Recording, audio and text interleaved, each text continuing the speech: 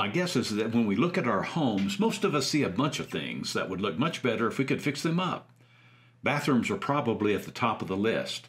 Often our first thought is we need to remodel a bathroom because the wear and tear that it gets from use shows the most of any space in our home. We get frustrated because we don't have the money or the time, or it's just not convenient. Maybe it's in the dead of winter when we have time, but it's hard to start a big remodel project then. Well, there are things we can do for the time being to change the way we feel about our living space, or, in this case, an old bathroom that desperately needs to be updated. Here are 8 things that are very simple and take just a little bit of effort that can really alter the appearance and make us feel better about an old, outdated bathroom and help make it last until a better time when we can do a full remodel. Let's get started with regrouting the shower. These grout joints in the shower are pretty easy to cut out because they are very thin and the grout itself in them is unsanded. I'm using a scoring blade for cutting laminate countertop material here, but I found a utility knife with heavy-duty blades on it ends up working best for me. This little electric tool is designed to help cut out grout joints, and it has this small vibrating metal tip on it that I bought many years ago and don't really remember using it. Now I remember why, because it was really pretty much worthless. So again, I'm back to the utility knife with heavy-duty blades. Once grout joints are about 1/4 inch wide or wider, as is the case with the floor tile, it becomes much more difficult to try to cut them out and replace. With wider joints, a better option is to try to put a thin layer of sanded grout over the old grout or use a grout refresh product that's intended to tint or give a more consistent color to the old grout joints. Here I'm still trying to figure out what I'm going to do with this floor. Anyone who has worked for a company or a person who sets tile knows that the first job you get as someone with no experience is to grout. Experienced tile setters find grouting one of the least favorite things to do in their trade. It's not hard, it's just monotonous. To do it right, it takes some time, but it's also very important to the appearance of the final product. A bad grout job makes someone think the tile job is lousy too. The best way to apply grout is with a Grout Float, which is inexpensive and available at any of the big box stores or tile shops. As a general rule, you want to use the float to press the grout into the joint as much as possible and then pull the float across the joint diagonally to remove excess grout.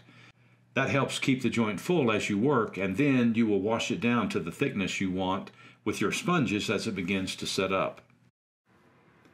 If you have a tile shower or bathtub that has this 4¼ inch or maybe 6 inch tile with these very tight joints with unsanded grout in them, use unsanded grout again and don't try to replace it with sanded grout products. The unsanded grout gives you a very smooth finish in narrow joints, whereas the sanded products need wider grout joints to end up with a smooth finish. I'm linking another video in the corner that is called Grouting Tips for Speed and Results that shows me using a sanded grout on a bathroom floor of a remodel I was doing. That video will give you a broader perspective on applying grout. When you're through with grouting, here's a simple way to get rid of the grout dust without spreading a cloud of it all over the house.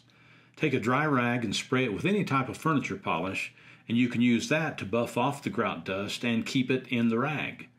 It's a good way to keep from breathing a bunch of grout dust as well. You only have to have a nose full of that one time and you realize you want to keep a can of furniture polish handy whenever you're grouting. Keeping with the process I followed here, I moved next to cleaning up the shower floor. This is a fiberglass shower floor that has been stained with use and also has a slight design throughout it that looks like stains at this stage of the game. All that I'm going to do is use an abrasive cleaner on the floor and scrub it down well to prep it for the next step, which will be to caulk the corners and joints against the shower base with a flexible caulk that matches the grout joints, which in this case is white. The reason you caulk is to fill corners with a flexible material that matches the grout joints. If you put grout in the corners, within a short period of time it will crack and begin falling out. So using a flexible caulk is the best approach. The caulk I'm using here is a standard tub and tile caulk that's white to match the unsanded grout that I have used on the tile. Caulking is something that takes a little bit of practice. I don't use anything except my index finger to smooth the caulk, because I find it works best for me and I have a good sense of the amount of pressure I need to get the results I want. Your goal when applying caulk is to put enough caulk in the corner that when you smooth it with your fingertip, it forms a good-looking joint and you're not having to clean much excess caulk off. That comes with practice and also cutting the tip of the caulk tube at about a 45-degree angle and leaving about a 1/8 inch hole in the tip of the caulk tube. That's a good starting point, and you can also always enlarge the hole a little bit by making another cut. But it's better to start with a smaller hole rather than a larger one. It's really all about getting the feel and getting used to handling the caulk gun. There's a video linked in the corner on caulking where I show you more about the process I use to caulk bathrooms. A coat of paint is always a good idea when you're sprucing up a room, particularly a bathroom. These days, brushes and rollers are sometimes packaged in economy packs, which are pretty good quality products, certainly good enough to paint a bathroom. You always want to grab a tube of white latex caulk for trim and molding or some other similar description, and use it to fill in any holes or any cracks between any base molding or door molding and the wall. This type of caulk is ready to paint in 30 minutes and makes a big difference in the final look. You can't ever have enough drop cloths, which can be old sheets or nicer drop cloths that you buy from the store. Use masking tape to protect any areas you don't want to get paint on. It's a step you may not think is necessary if you have a steady hand with a brush, but if you end up painting your floor, which in this case is a red tile, you're going to spend some time trying to clean it up, when masking tape would have made that unnecessary. I always cut in my corners at the ceilings and on the walls, and in this case, with the base molding, I paint a wide enough strip from the corner to make it easy for me to roll the paint over the rest of the wall without having to brush anything again. One suggestion which we didn't do here is if you make the wall color and ceiling color different shades, you can get a nice accent difference that sets off the look of the bathroom as well. If you need to continue painting the next day with the same color, keep gallon Ziploc bags available so that you can cover the roller overnight. Then the next day, remove the bags and keep painting.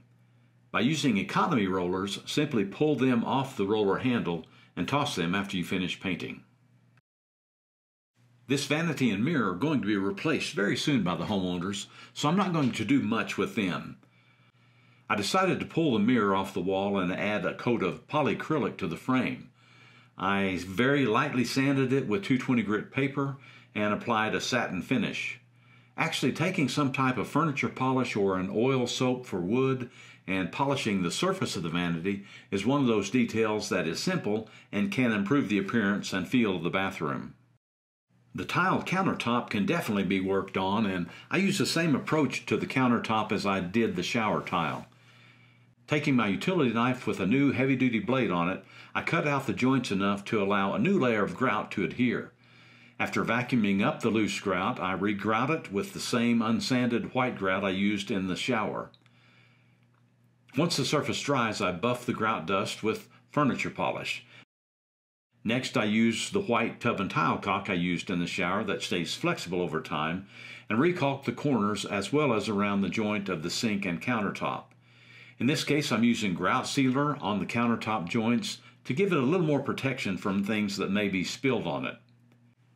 I really debated what to do on the main bathroom floor because the grout joints were not in very good shape. This is really one of those situations where it's best to take up the tile and start over rather than wasting a lot of energy on trying to improve the look of the floor. So I started with cleaning the floor and thinking about what I wanted to do. No simple options were going to help very much. I decided to apply a grout sealer to the joints with the hope that that would even out some of the discoloration in the grout joints. That turned out to be a very marginal improvement, and I kind of wish I would have taken a gray sanded grout and applied a thin layer over the top of the existing grout joints. That would have looked better temporarily, but there's a good chance that the grout would have begun breaking up very soon after a little use, so I left it with just adding a coat of grout sealer to the joints.